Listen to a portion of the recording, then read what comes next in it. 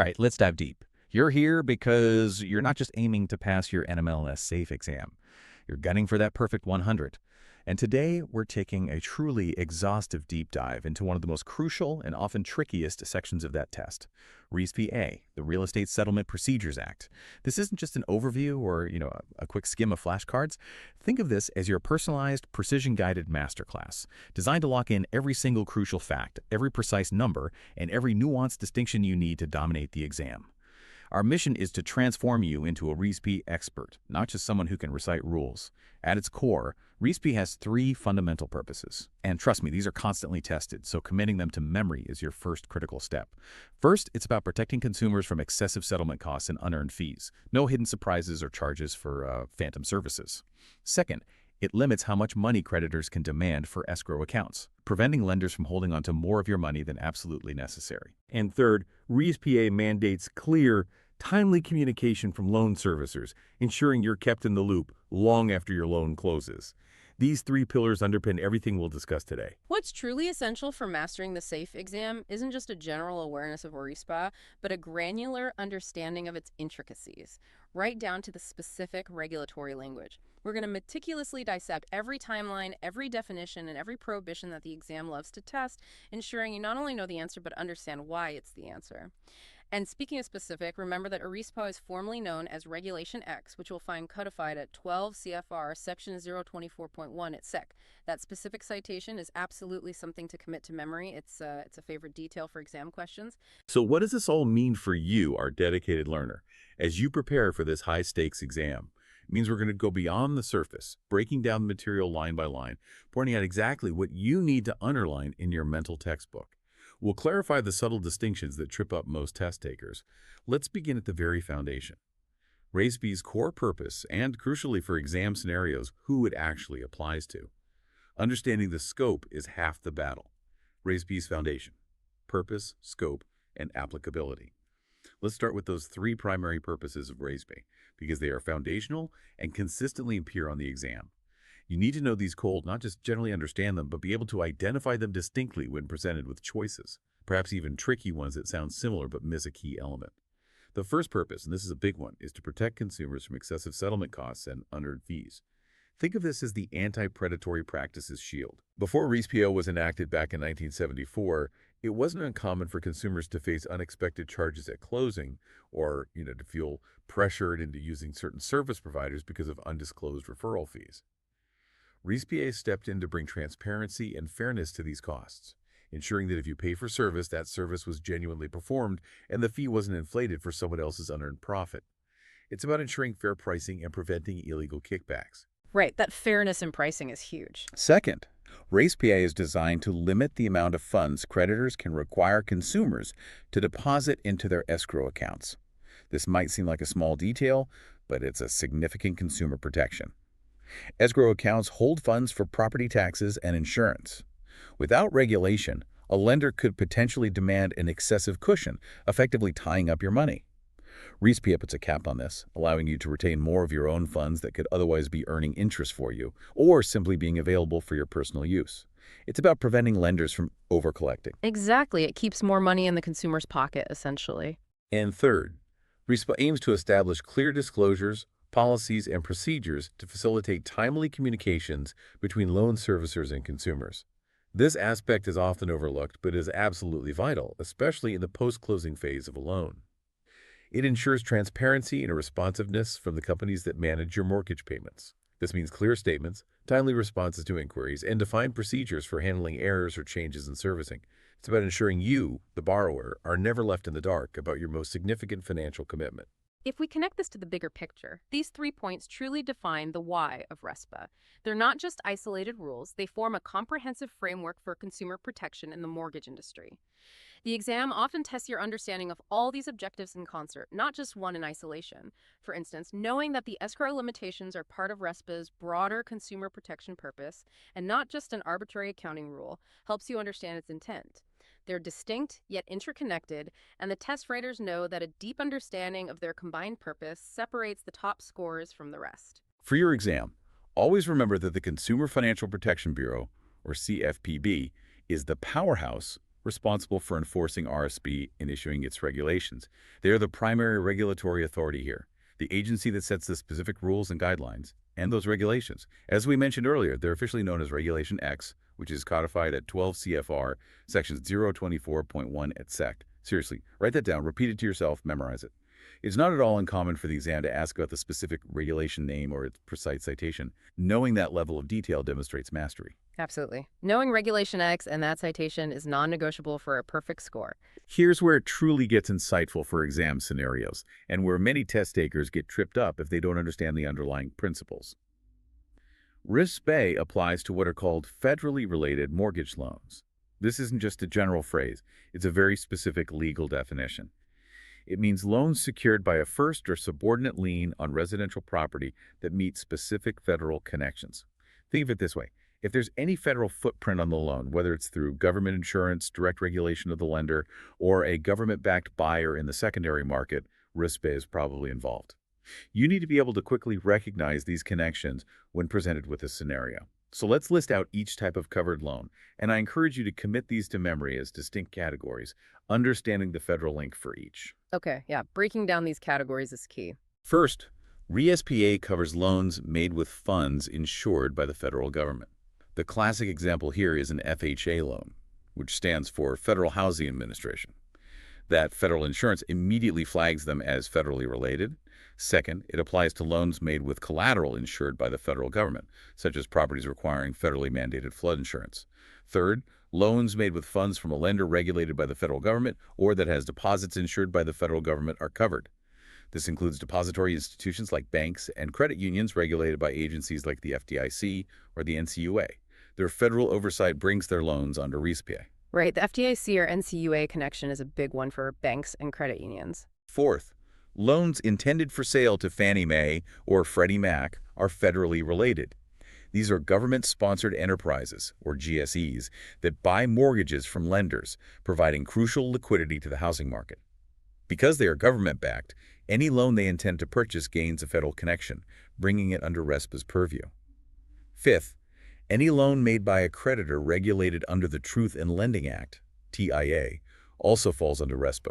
And finally, if a loan is made by a mortgage broker and then assigned to a creditor, it's covered if either the broker or the ultimate creditor is federally related, casting a wide net. That broker piece catches a lot of transactions, too. Additionally, RESPA applies to a broad range of specific residential loan types. This includes your standard home purchase loans, refinances, lender-approved assumptions. Yes, the lender-approved part is key there. Exactly. Where a new borrower takes over an existing mortgage with the lender's explicit consent. Also, property improvement loans, equity lines of credit, often referred to as ELOCs, and even reverse mortgages. The scope is quite wide for residential loans, reflecting RESPA's broad consumer protection mandate.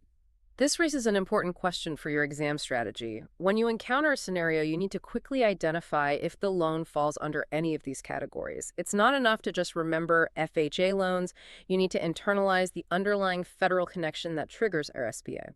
The exam writers will often try to present situations that sound close but might subtly lack that crucial federal link, so precision in your identification is absolutely critical for that perfect score. For example, a loan originated by a small local lender, not federally regulated, and not intended for sale to Fannie or Freddie, and not government insured, would likely be outside RSPA's scope. You have to check those boxes. Just as vital for your perfect score is knowing what RESPA doesn't apply to.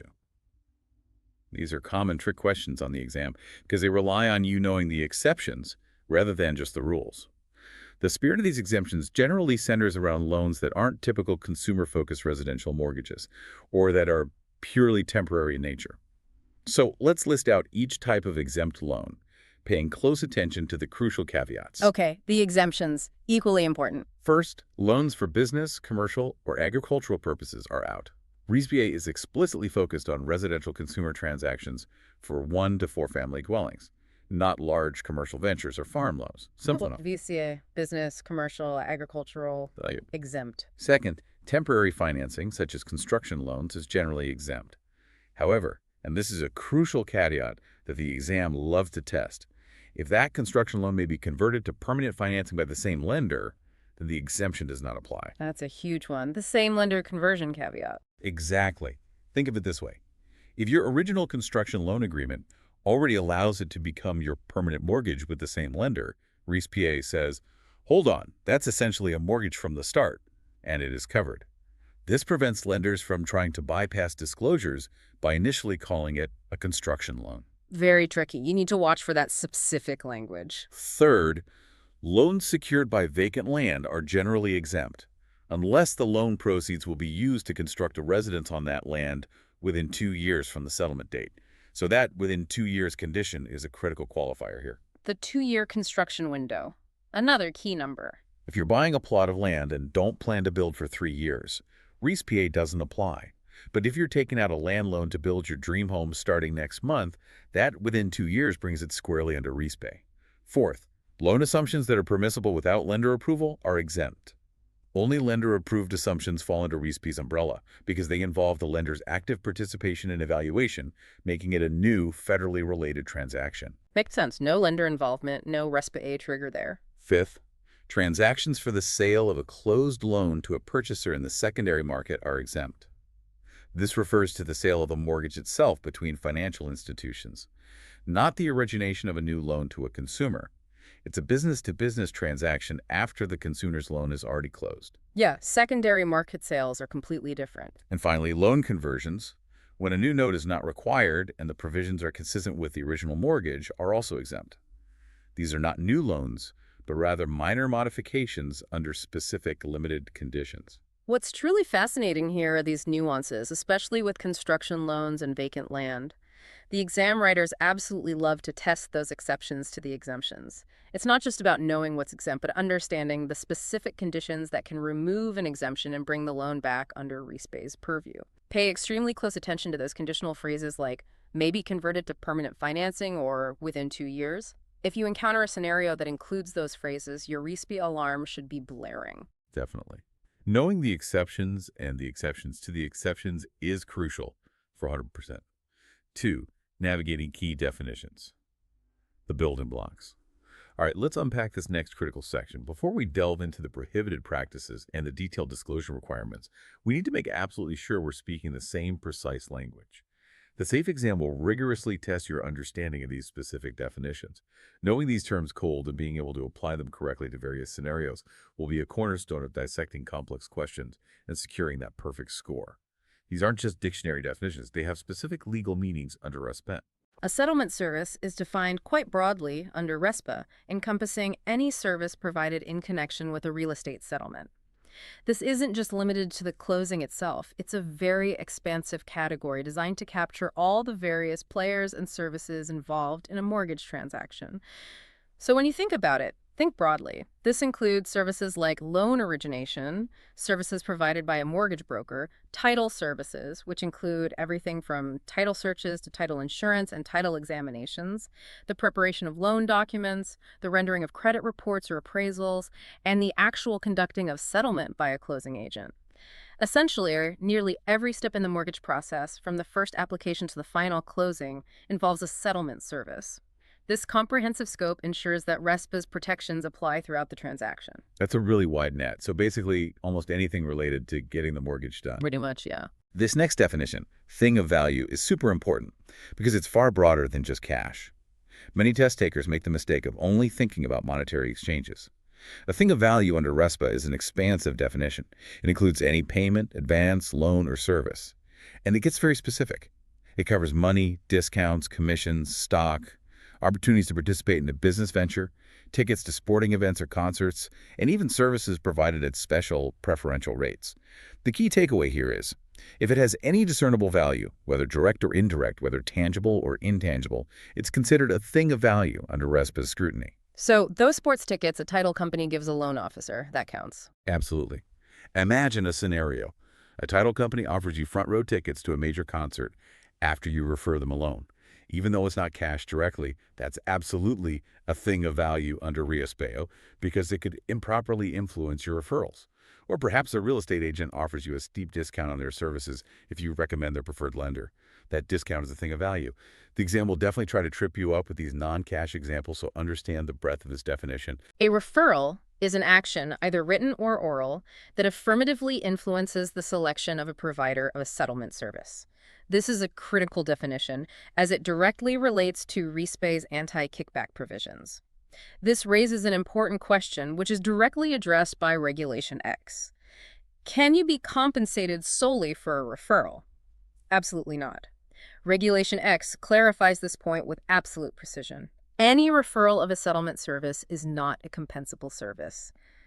That exact line is something you absolutely must memorize because it gets tested directly. It means you cannot receive payment solely for directing business to another party without performing actual legitimate services commensurate with the compensation.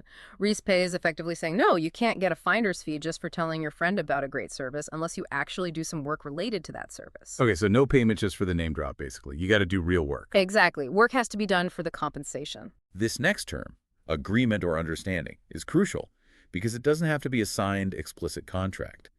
An agreement or understanding can be stated or written, sure, but it can also be established through a practice, a pattern, or a course of conduct to offer things of value for referrals.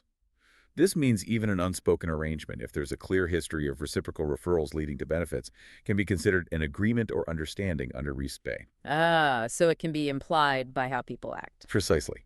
The exam might present scenarios where the arrangement is implied rather than explicit, so you need to be aware of those subtle cues.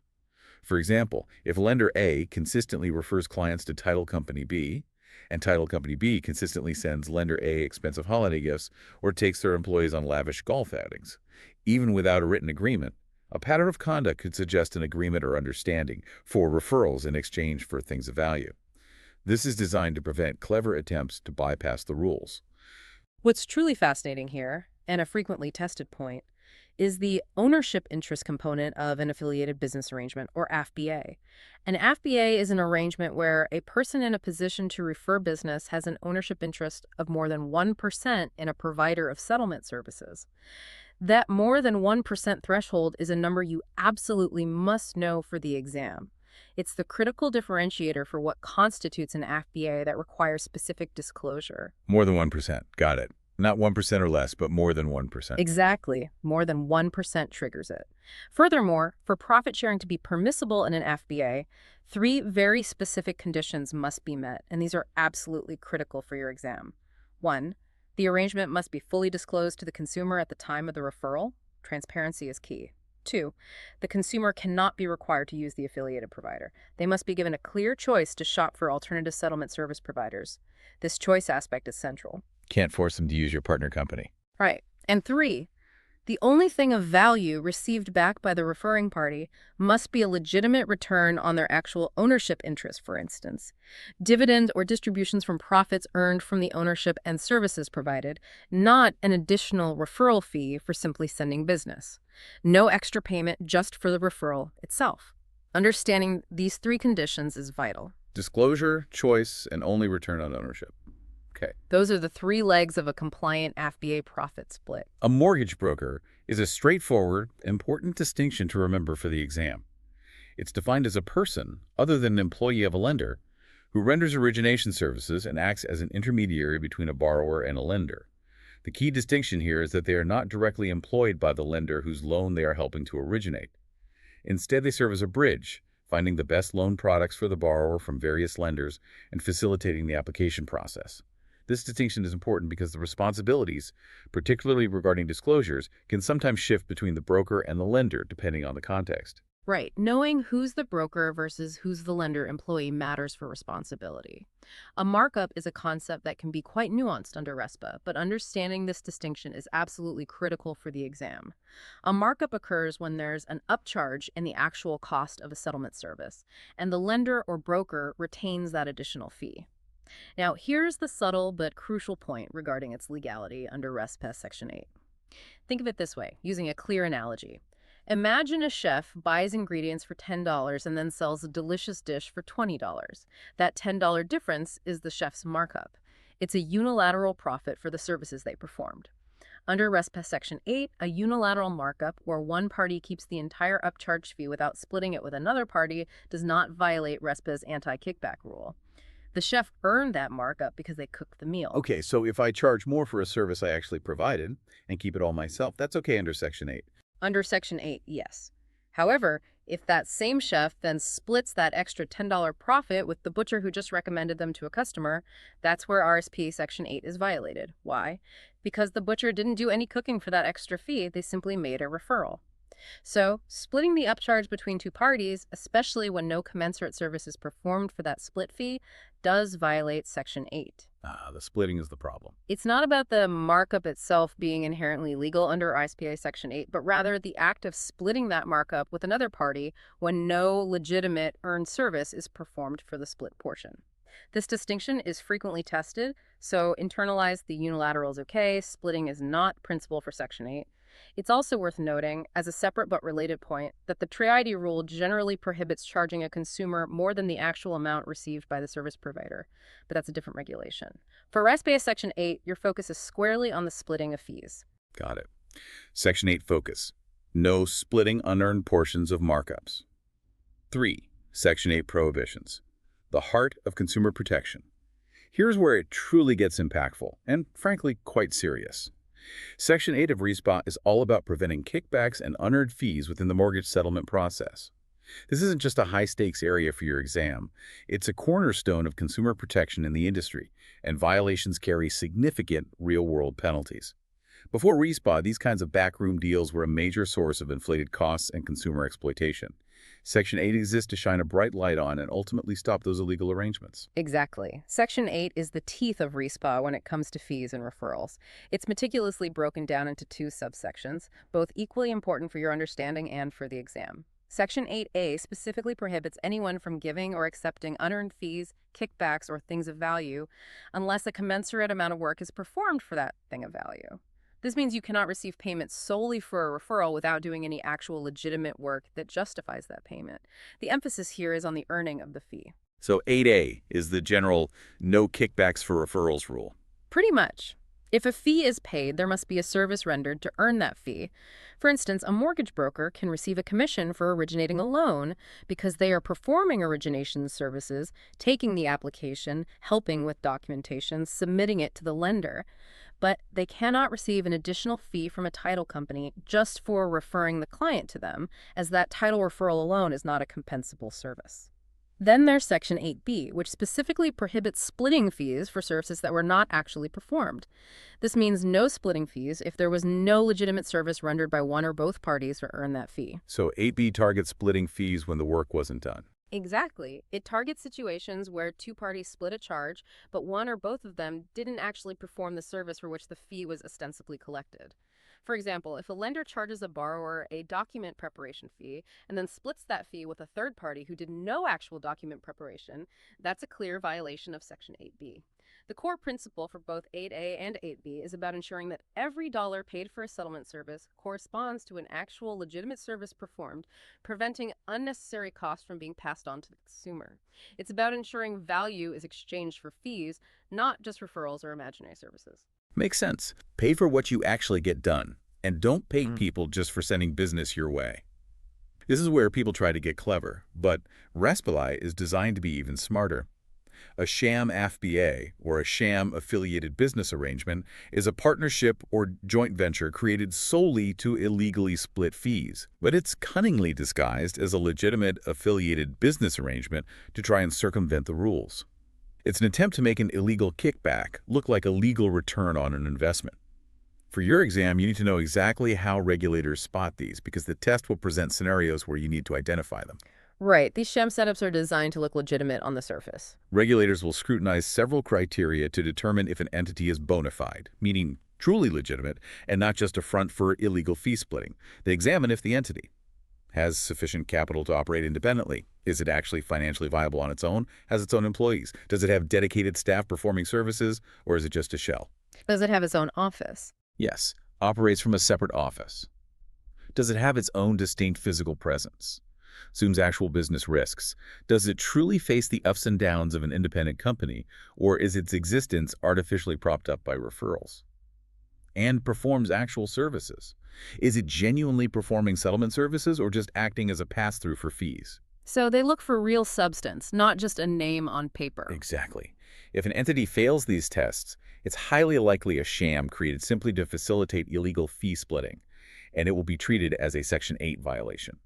Understanding these tests is absolutely critical for identifying these scenarios on the exam. This is a high-priority memorization point for the exam, so listen extremely closely and commit these numbers to memory with absolute precision. Violations of Section 8 can result in severe criminal penalties. This means up to a $10,000 fine and or imprisonment for up to 1 year. Those specific numbers, the $10,000 fine and the 1-year imprisonment, are absolutely critical to know for the SAFE exam. $10,000 in 1 year. Got it. Not around $10,000 or about a year. Exactly $10,000 in up to 1 year. Precisely. You can expect a question directly testing your precise recall of these penalty amounts. This isn't just about financial penalties.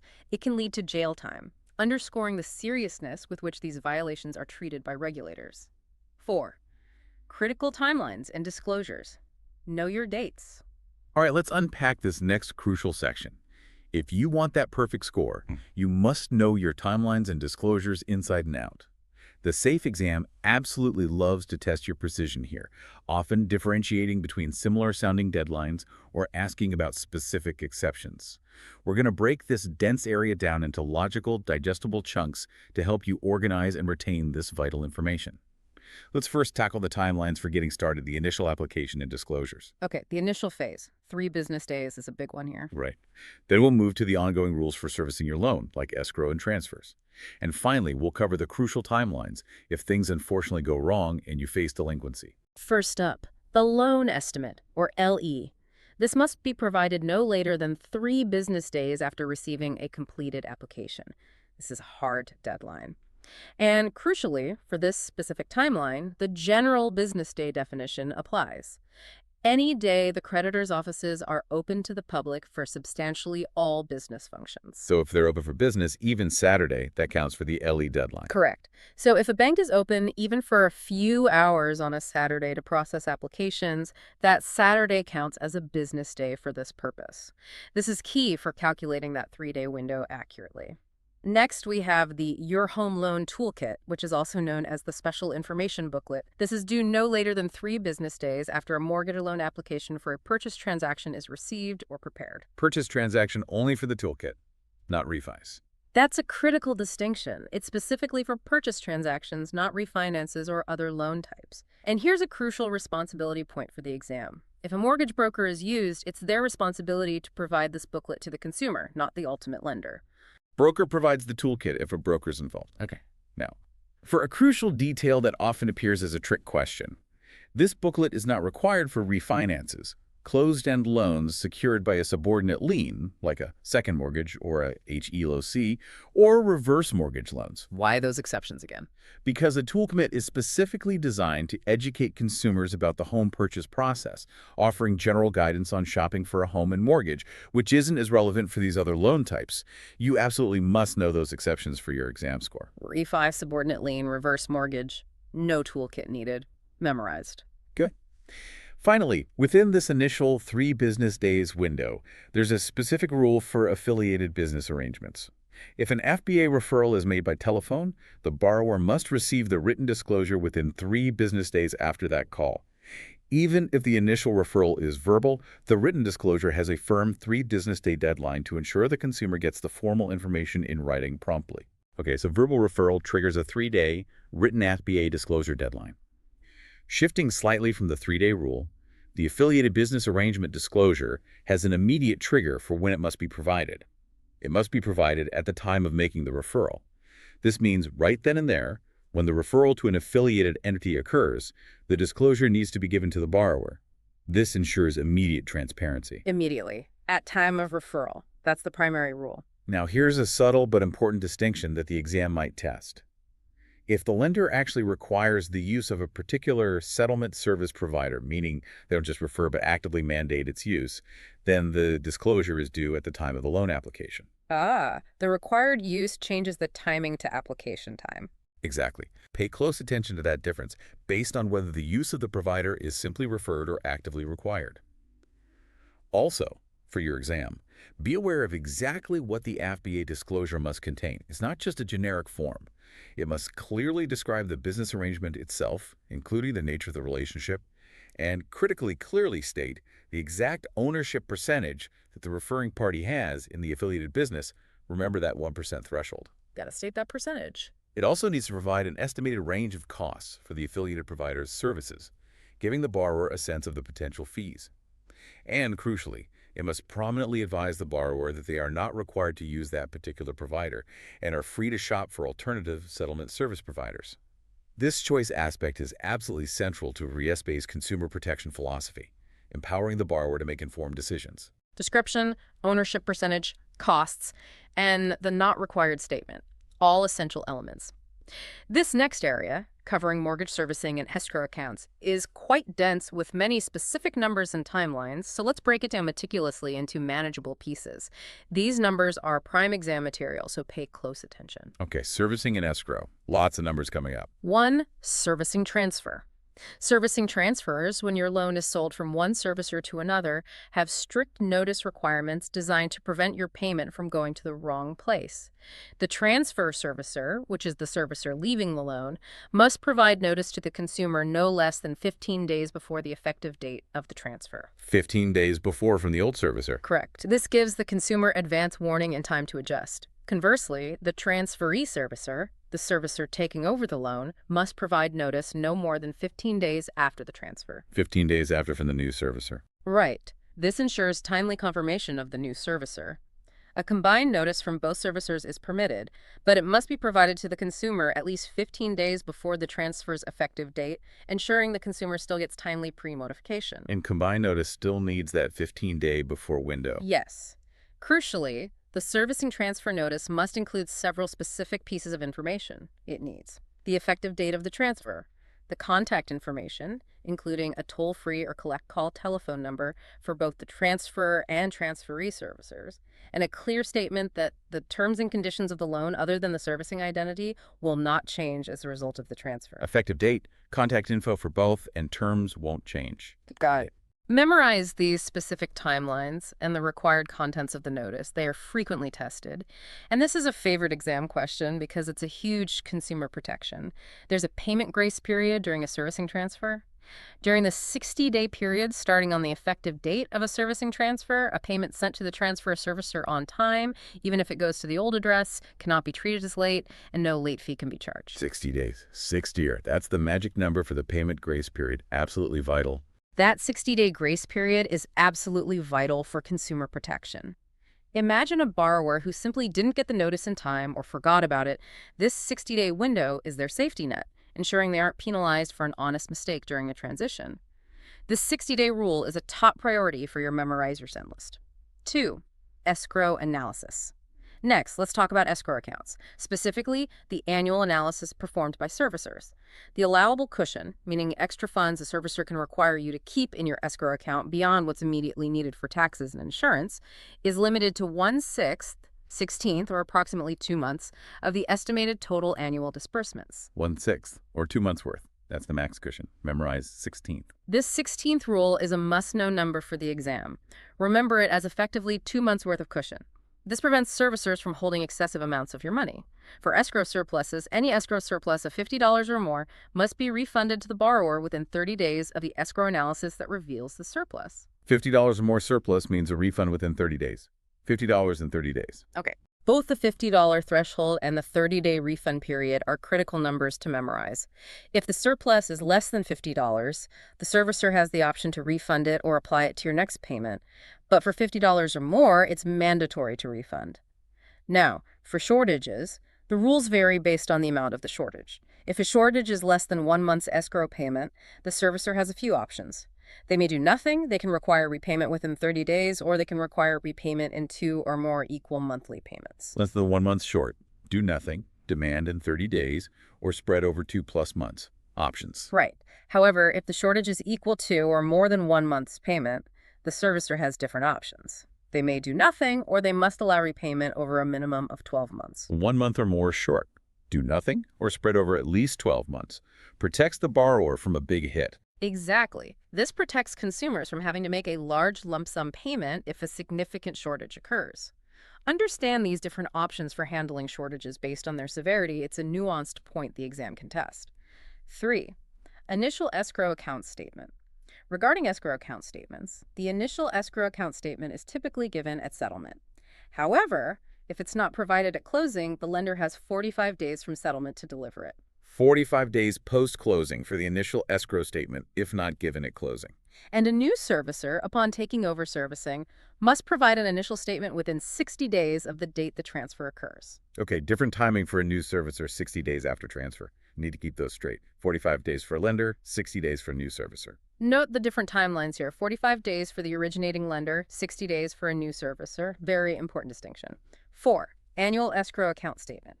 Finally, the annual escrow account statement, which summarizes the year's activity and projects for the next year, is due within 30 days of the completion of the escrow account computation year. Annual statement. Within 30 days of the end of the escrow year. Okay. Now let's talk about delinquency and foreclosure, another heavily tested area. These timelines are designed to give consumers a critical chance to recover and explore options before facing the devastating consequences of foreclosure. These are absolute high-priority numbers for the exam, as they represent crucial consumer protections and are directly linked to preventing wrongful foreclosures. Definitely. These servicing timelines for delinquency are huge. Servicing rules require live contact with a delinquent borrower by the 36th day of delinquency for loans secured by the borrower's principal dwelling. This means the servicer must make a good faith effort to speak directly with the borrower to understand their situation, assess their ability to pay, and inform them of loss mitigation options. That 36th day is a key milestone, a strict deadline for the servicer to make that personal connection. 36 days for live contact attempt. Key number. Following that live contact, a written notice must be provided to a delinquent borrower no later than the 45th day of delinquency for loans secured by the borrower's principal dwelling. This written notice typically formalizes the information about available loss mitigation options, such as loan modifications, forbearance, or repayment plans. Again, the 45th day is a number to remember with precision. 45 days for the written notice, another critical deadline. And this is a massive protection, truly a lifeline for consumers. A servicer generally cannot make the first notice or filing for foreclosure until the borrower is more than 120 days delinquent. More than 120 days, that's 4 months. Exactly. This 120-day rule provides a substantial buffer for consumers to work with their servicer on alternatives, explore loss mitigation, or even sell their home before legal foreclosure proceedings can even begin. This 120-day rule is a top exam priority. Imagine a family struggling due to a sudden job loss or a medical emergency. This 120-day period gives them crucial time to stabilize their situation or find a solution rather than being immediately forced into foreclosure. It's a vital safety net. Absolutely critical. That 120-day pre-foreclosure period is arguably one of the most important consumer protections in servicing v. record retention requirements. Okay, let's unpack this final set of numbers. These are the record retention requirements, and while perhaps not as flashy as kickbacks or foreclosure timelines, they are absolutely tested on the NMLS SAFE exam. You need to memorize these specific durations for various documents with precision, as they often appear as direct recall questions. They're crucial not just for the exam, but for compliance in the industry, ensuring there's an audit trail. Right. Don't sleep on record retention. Easy points if you know them, easy points lost if you don't. Let's go through each document and its required retention period, committing these to memory. The closing disclosure, or CD, which replaced the HUD one for most close-end loans under Treat Array, must be retained for 5 years after consummation of the loan. Closing disclosure, 5 years. Okay. This is a significant period, reflecting the importance of this final disclosure document. Affiliated business arrangement, AFBA, disclosures also have a 5-year record retention requirement. AFBA disclosures, also 5 years. Good, that pairs them up. CD and AFBA, 5 years. So remember, both the closing disclosure and the AFBA disclosures share that 5-year retention period. That's a helpful pairing for memorization. The loan estimate, or LE, which replaced the good faith estimate, GFE, must be retained for 3 years after consummation. Loan estimate, 3 years. Different from the CD, 3 years for LE. Make sure you don't confuse this with the CD's 5 years. The LE is provided much earlier in the process, and its retention period is slightly shorter. And finally, the escrow closing notice and the post-consummation partial payment policy must be retained for 2 years. Escrow closing notice and partial payment policy, 2 years, the shortest ones. These documents deal with specific aspects of the loan's life and have the shortest retention period among this group. Make absolutely sure you know which specific document matches which retention period. The exam often presents these as multiple choice options designed to test your exact recall. Creating mental associations or flashcards for these specific numbers will serve you very well. 5, 5, 3, 2. CD, FBA, LE, escrow partial payment. 5, 3, 2. Got it. 6. Recap of key points for memorization and exam strategy. So, what does this all mean for you as you prepare to ace the NMLS SAFIC exam? We've just navigated through the intricate world of RESPA, hitting all the points you need for that perfect score. You've armed yourself with technical, specialized knowledge that goes far beyond a casual listen. Let's do a quick lightning round of those absolute must-memorize facts just to cement them in your mind and highlight their importance one last time. Yeah, let's hit the highlights. Remember the primary purposes of RESPA: protecting consumers from excessive costs, limiting escrow funds, and ensuring timely communication.